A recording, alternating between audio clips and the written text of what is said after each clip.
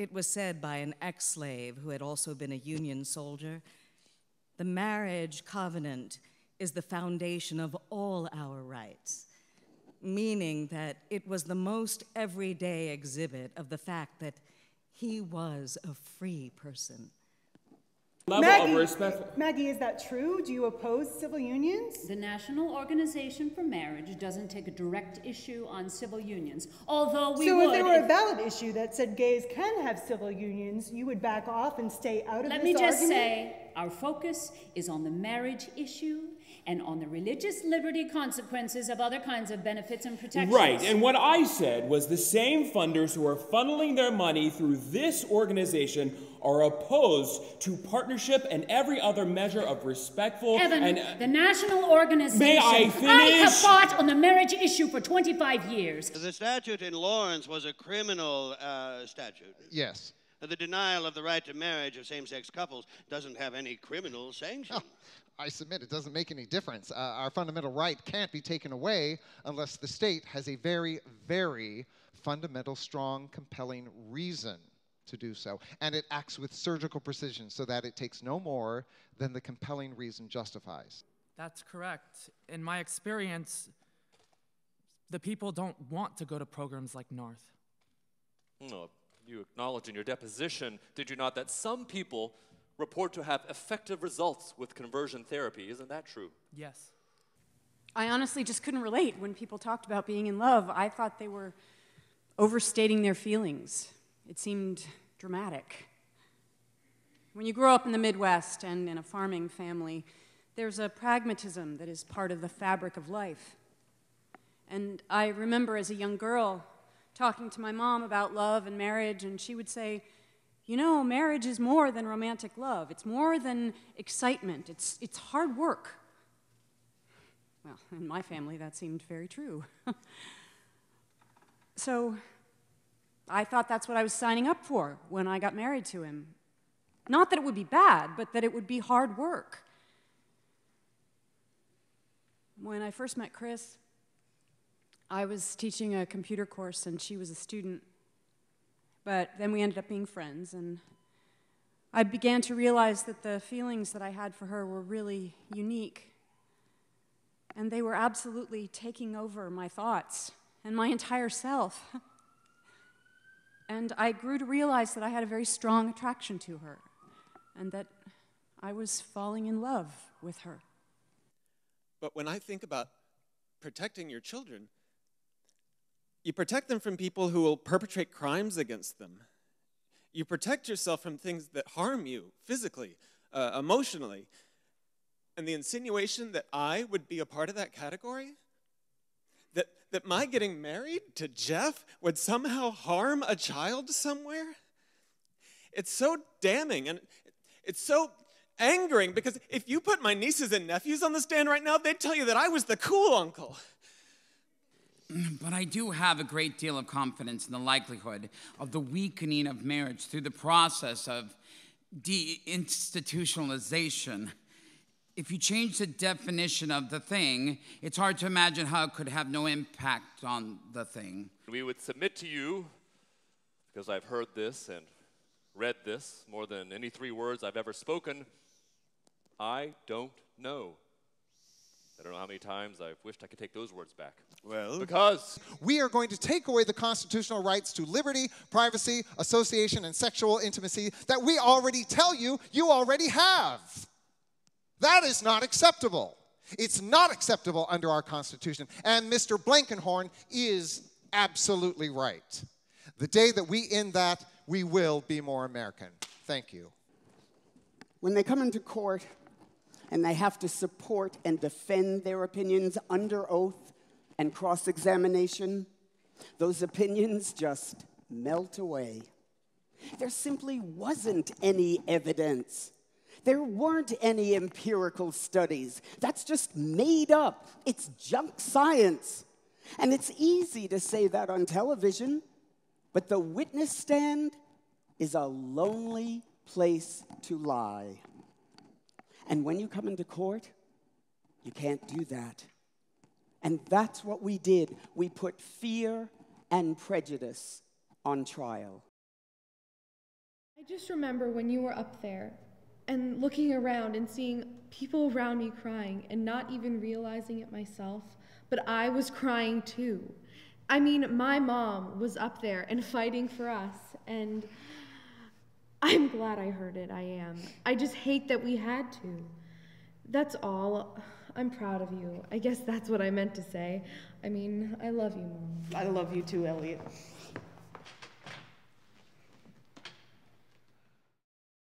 We are very grateful to have both Brian and Kate here with us tonight.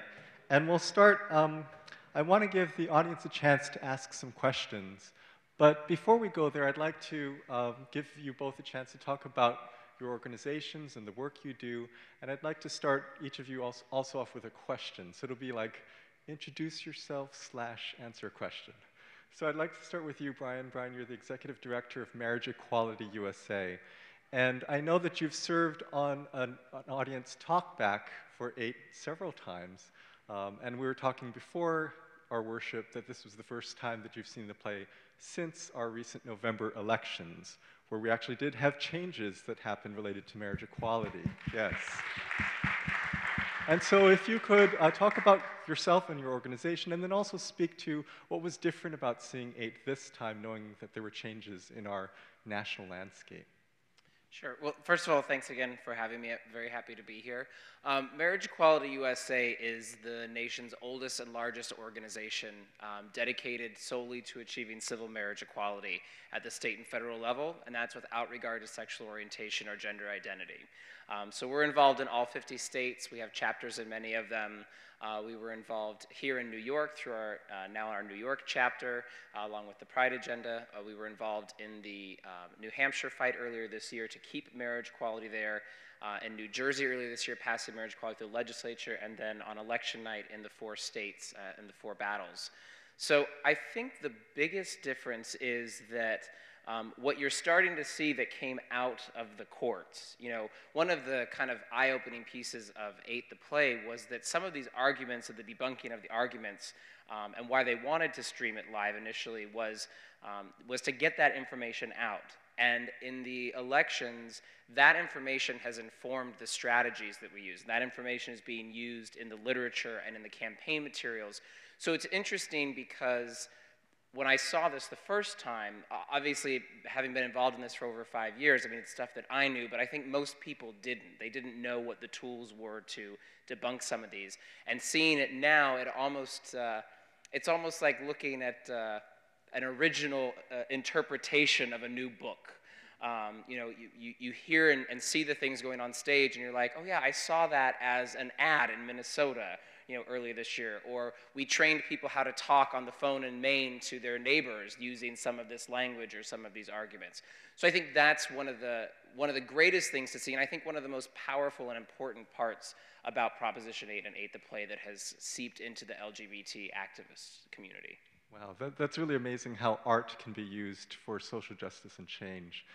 I was really struck by one of the words that one of the actors said, that there's not been an openly gay senator in the US Senate, and in January we will have our first openly gay US senator. So it's remarkable to see how things even, and by the way, in my introductory remarks, I think I said 2007. I think I'm on Katrina or something. It of course was in 2010. Thank you, Brian, and we'll look forward to having questions for you. Kate, I would like to talk with you for a few minutes, and you are the lead organizer at Empire State Pride Agenda. We have worked closely with you over the past few years, especially passing marriage equality here in New York State. Middle Collegiate Church was very active in that movement, and we look forward to partnering with you in other movements for LGBT justice. Can you talk about what the current scenario is? What are the current attitudes and challenges related to marriage equality here in New York State and other LGBT issues in New York State that the Empire State Pride Agenda is looking at now? First, should I talk a little bit about my organization? Yes, please do. Thank you. So the Empire State Pride Agenda is New York's statewide LGBT civil rights and advocacy organization. We work on behalf of LGBT New Yorkers and our families. So we were very much involved in the fight for marriage equality here in New York State. We also do a lot of work around transgender equality and justice to pass the Transgender Civil Rights Bill, in addition to looking after our most vulnerable, so we're trying to get more funding for runaway and homeless youth, 40% of whom identify as LGBT, and also more funding for health and human services for the LGBT community. So in terms of the attitudes, I think one thing that we definitely had to work against was this assumption that the fight for marriage was somehow the religious community versus the secular LGBT community.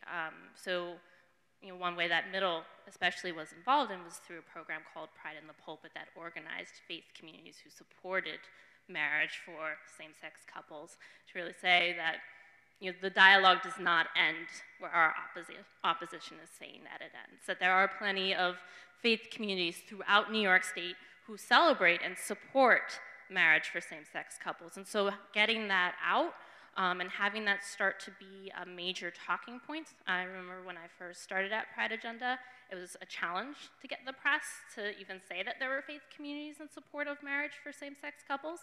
And by the time we got to a point where we were passing the bill, it was just a natural thing that they talked about. They would quote the bishops that we've been trying to get them to quote. They would quote Reverend Jackie Lewis at, you know, whatever rally she was running off to.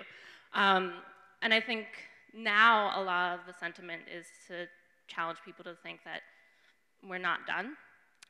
Just because one can get married in New York State doesn't mean that they are fully equal.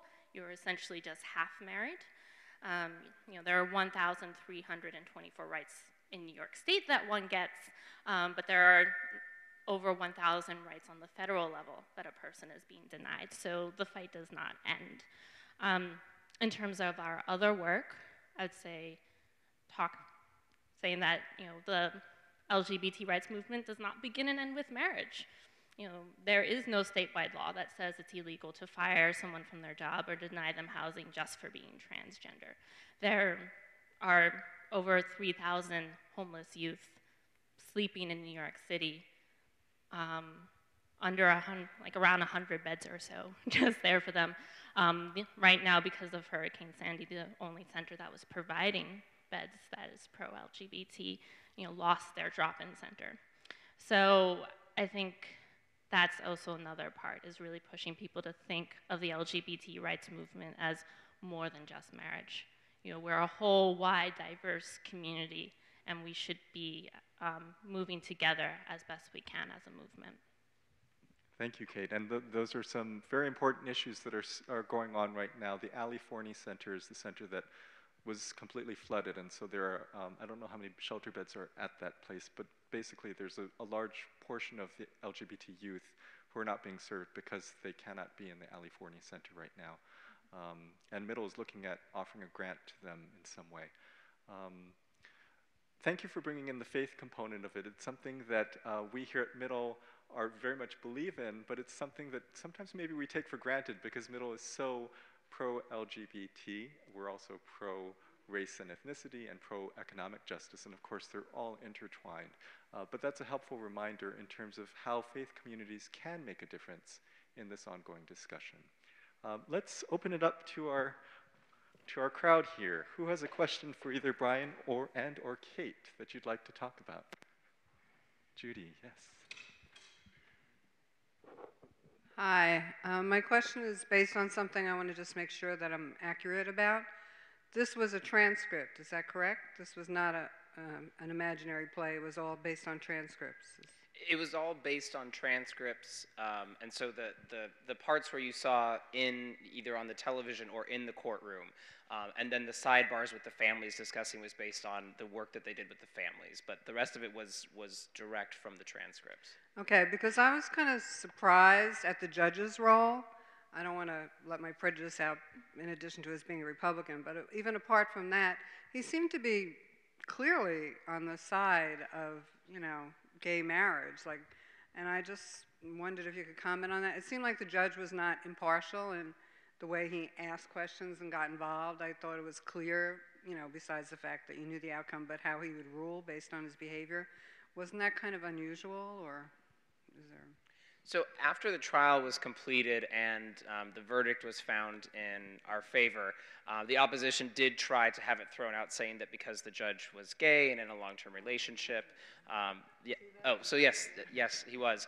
And the courts found that there was absolutely no reason to disqualify him whatsoever. I think, and each of these plays is a little bit different. Some of the judges are just very, very, kind of stoic and held back. And I think the judge tonight was a little more passionate. And I heard a couple people around me saying that was their favorite character. So, it's just kind of how people play it. But I think that the questioning that you heard and the kind of passion and strength in the questioning was at some of the disbelief in that the opposition could come into this courtroom after fighting this for so many years and literally answering things with saying, I don't know, or there are no experts to come and talk, that there was almost just a, are you serious? Like, this is a court of law. And, they really nail it on the head that what David Boies says when he says that when you have to put them on the stand to be cross-examined and to prove it, they either don't show up or they just fall away, and it's because their arguments are not based on fact. They're based on an irrational fear that they try to engage the public's imagination in. I also want to point out that we have members of our cast here. We have Eric, who played Dr. Tam, and Job was Blankenhorn, and Britt was Paul Zerl. Jeff, okay. One of the two husbands to be. And Hannah's here too. So if you have questions for the actors as well, we welcome those as well. Eric. Yeah, just as an aside to that, it might have been somewhat confusing because actually, even though I was staged in the chair, all the testimony I gave was from a deposition. I did not show up. I was not at the trial. And that might be a little confusing. Blankenhorn, I think, was the only witness they had. And he states clearly, one witness. The judge keeps saying, you've only got one witness? My question is to you guys, I find just kind of interesting. I'm glad that you mentioned other political areas in which we still need to do a lot of fighting along with marriage equality, because I'm wondering demographically, age-wise, what kind of support, where the trend is going. Because I know personally, I've been in a relationship for over 30 years, and I've been in New York gay politico for a million years. And I remember being on, when Evan would be on TV all the time at the beginning, and I'm like, why are we pushing this issue? Because do we want to ape an institution that is wildly unsuccessful in America to the tune of 60%? And then, of course, later on I got it. I got the importance because the greater culture understands this issue so much more cleanly and there is a deep yearning need for many, many gay Americans to have that imprimatur of marriage. But I was wondering, what is in terms of demographics, do you get support from the elderly community, from the older community? Is it mainly now skewing younger? What are the percentages that you have? So you probably remember when we were not a part of the larger USA organization, when we were just Marriage Equality in New York. Here, it's one of the first groups ever in the early 1990s that started, and kind of going through that whole thing as well. You couldn't even get someone to say civil union or domestic partner. That was like a huge leap. And so it has been around for a long time, but in kind of the calendar of social change, it's been moving extraordinarily quickly. And I think that's a testament to a lot of the grassroots groups and the state groups and national groups, really kind of learning from our mistakes and humbly admitting those mistakes and moving forward. And I think that because of that and because we've learned and because we've engaged in faith communities, to the African American community, to people of color, to transgender, to also looking at this. So our organization is a single issue organization, obviously. But for example, earlier this year, we helped to sponsor a bus with the Pride agenda to go lobby for gender in Albany. And so I think one of the things that we've learned is that when you build coalition, it has to be real coalition. It's not just come help me with marriage, and then when you're fighting for LGBT homeless youth or for gender or for something else, we kind of walk away, or labor rights or other progressive issues from our partners. And I think that has also helped to boost the numbers that you're talking about. I think in the last election, they were saying like in the 18 to mid 35, 36-year-old category. I mean, we were winning like 60, 65%. But even in the kind of older community, you know, 65 plus and 45 to 56, we're you know, almost at halfway, and in some areas over half. We're at over half of Catholics in the United States that support this. You know, we had over 50% of the African American community in Maryland, which is, you know, huge down there, and a lot of that is based on the work that Pride Agenda did here in New York. I mean, it can't be undervalued how much what happened here in New York has influenced what's happened in other places. Building those coalitions, reaching out to groups that traditionally we thought, you know, well, we're not going to be able to work with them. You know, overcoming our own stereotypes as a community of who we could and couldn't reach out to. And so, I mean, the demographic trend is just all in our favor. And it's in our favor because of the tremendous work that's been done by groups across the spectrum.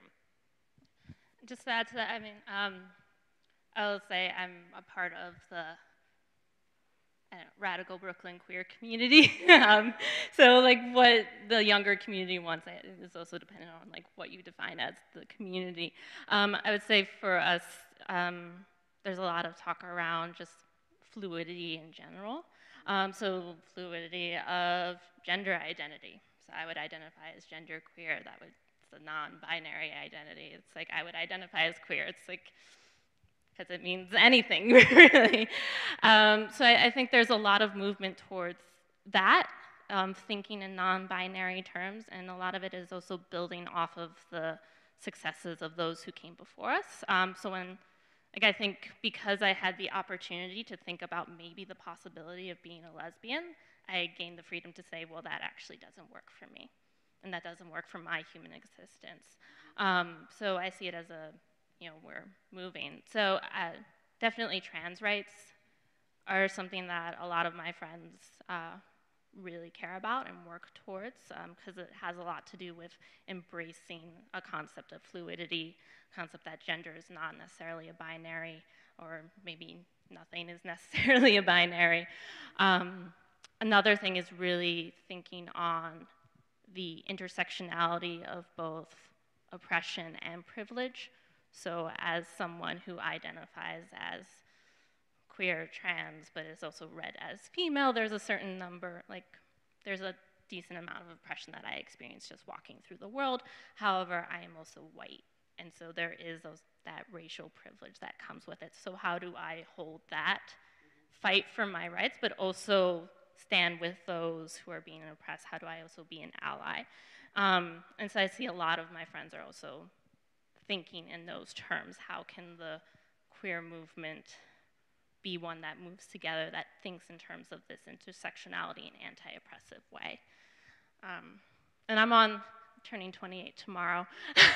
I'm on the, thank you. Believe it or not, I'm on the older end of this movement, so I'm sure that the kids who come up after me will have something new to say, which is also exciting, because again, building off of the successes of what has happened before. Thank you, Kate, for sharing that and for giving us an insight into the complexity of identity and how the challenge of remaining unified even in this growing diversity. That's really fascinating, and thank you for sharing that. Who else has a question? Oh, Hannah, yes. Hi. So I was sitting in on leading a 10th grade health class at my high school the other day, and we were just answering questions, and someone asked something along the lines of like, why don't people like transgender people? But I guess I wasn't really sure how to answer that. So how would you, I mean, there are people, even like active LGBT allies, who still feel uncomfortable around transgender people and transsexual people. How do you account for that? I mean, why do you think it is that that's almost like a different level of stigma? One, it's new. It's something that folks are just starting to talk about, even though it's been around probably forever. So it's, you know, anything that's new is scary and confusing, and I find that lots of people, when they meet a transgender person, are challenged by their assumptions on gender. So it's like we're taught that gender is something that, you know, you're assigned at birth, you have it, it's there. You know, if they say you're a woman, then you are a woman and you are expected to do X, Y, and Z. You will like pink, you will do all these things, you will dress as your hair will be long, you will use this deodorant and this shampoo and buy these socks and these shirts. If they say you're a man, then you will have facial hair, shorter hair, maybe you'll bald, you'll wear these socks and these shoes, and like that's just the order of our world. And a lot of you, I'm sure, are probably thinking, well, that's not necessarily, it's a little more complex than that, but it really is breaking down this overarching assumption that we have on gender, and I find that that's really what scares people. It's like gender doesn't move. And you know, and what I find is that through personal stories, so just like with the lesbian and gay rights movement, you know, once you get to learn that this is a human being, that we're talking about a real life experience, that this is not something to be afraid of, folks come around. But it's going to take time. Especially, I would believe that, it's my opinion, that gender is very much ingrained in our culture. And there's a lot of assumptions that go along with that. And when one is challenged to think outside of that box, it can be very scary. I think one of the other things is that we as a community, and even outside of our community, we need to be okay with asking questions and being wrong. You know, I think sometimes people are afraid of you know, the terms transgender because, am I going to offend somebody? And I'll be perfectly honest, I've felt that way before. And you laugh. Kate laughs because she knows me. But, you know, and you don't, for me, I know that at times when I've felt uncomfortable, it's because I don't want to offend somebody and refer to someone as like he or she, and then find out they're transgender and they prefer a different pronoun, and that's happened to me on more than one occasion. And I just have to remind myself, and I try to remind my LGBT friends who sometimes push back to me on transgender because they're like, you know, oh, I don't know if I'm ever going to get it right. And it's like, it's okay. You don't have to get it right on the first time. What you have to do is you have to keep asking questions and you have to keep trying. And you know what? Every single person I've met in the transgender community, if I've ever asked a question, I've been always happy to answer it, or if I've made a mistake, have very politely informed me, you know, this is how I want to be referred to, or this is what this means, or here's some resources. You know, for us, you know, for even in the marriage movement when we have questions on that have to deal with the transgender community, and sometimes that's uncomfortable, and it's just kind of saying it's okay to be uncomfortable, and it's okay to ask questions and to move through that, because the end result of where we'll be is so much better than just being okay with sitting around being uncomfortable asking the questions. So I think, you know, just the fact that you ask that and just the fact that your friends are asking that, to me, feels like a huge leap. It's time to get them to go to the next step of starting to make the right choices and having the understanding so that they can, you know, expand our idea of gender and include everybody in our community. But it wasn't that long ago that, you know, our community has taken steps back on this too. It wasn't that long ago when we were about to pass an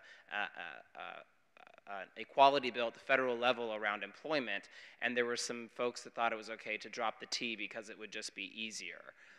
And it's never easier to go forward without all of your brothers and sisters. It just isn't. It's not right, and it's never easier, and it should never happen. And I think we've all learned from that, and hopefully it doesn't happen again. Wow, that's very powerful. Thank you. Let's take this last question, and then I have a closing question for the two of you. Well, first of all, thank you for being a blessing. And secondly, I love what your organization is doing in terms of the whole same-sex marriage issue. That's very important. But how much energy is being put into an issue that one of you alluded to, the issue with jobs, where someone can be fired lose their job because they're gay, or even people that will be discriminated against in terms of being hired for work because they're gay. Is there a lot of effort being put into that by not only your organization, but other organizations as well? I'd say on the state level, we are pushing for GENDA, which is the Gender Expression Non-Discrimination Act, which would make it illegal to fire someone from their job or discriminate against them in other areas for being transgender. In terms of being gay or lesbian, because Pride Agenda works on the state level. There already is the Sexual Orientation Non-Discrimination Act. So, yeah, they can't fire you for being gay in New York State. So, and that was one of the first bills that the Pride Agenda took up and passed. It's something that we formed around back in the 1990s. I'd say we're still working on getting it on the state level, but I do know that there is work being done on the federal level around ENDA, which would be the Employment Non-Discrimination Act.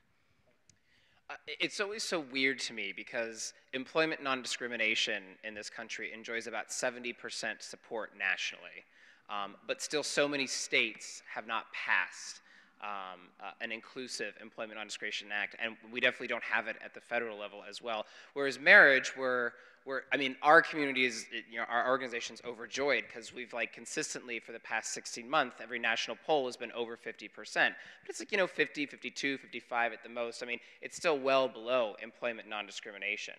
And so it always baffles me that that piece of legislation at the federal level has had so much difficulty in moving forward.